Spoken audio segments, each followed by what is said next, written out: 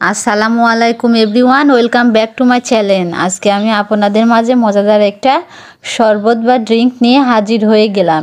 এই রমজানে কলিজা ঠান্ডা করা একটা ড্রিঙ্ক আপনাদের মাঝে শেয়ার করব।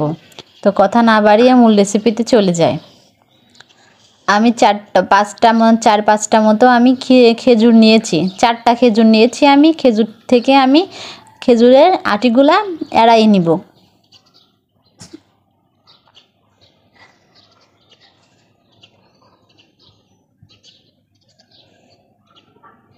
এখন আমার আটিগুলো এড়ানো হয়ে গেছে।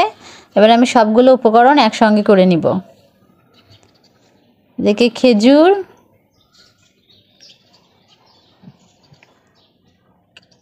কাঠবাদাম, চীনাবাদাম, আপনারা চাইলে সব যে কোনো বাদামই দিতে পারবেন। কিশমিশ, কাঠবাদামটা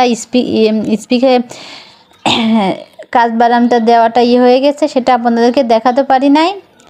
আর 1 কাপ পরিমাণ দুধ দিয়ে আমি কিছুক্ষণ মতো ভিজিয়ে রাখবো। কাঠবাদাম দেওয়াটা স্কিপ হয়ে গেছে, আপনাদের দেখাতে পারি নাই, দুঃখিত। এবার আমি কিছুক্ষণ রেস্টে রাখার পরে এটা সুন্দর করে ব্লেন্ড করে নেব।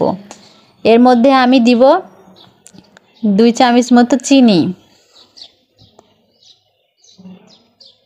আর 2 চামচ মতো টক দই। 2 চামচ মতো টক দই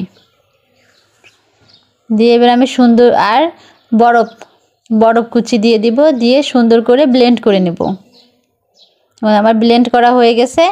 এবার আমি ঢেলে নেব। ঢালার আগে আমি বরফ কুচি দিয়ে দেব গ্লাসের মধ্যে, দিয়ে এবার আমি ঢেলে নিব।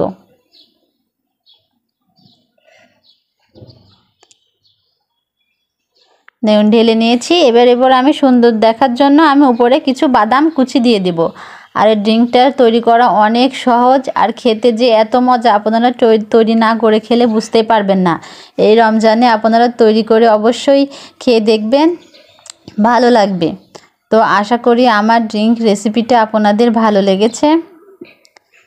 তো ভালো লাগলে আমার পাশেই থাকবেন, সাপোর্ট করবেন। এমন নিত্য নতুন রেসিপি নিয়ে আবার আমি আপনাদের মাঝে হাজির হয়ে যাব। ধন্যবাদ বন্ধুরা, আল্লাহ হাফেজ।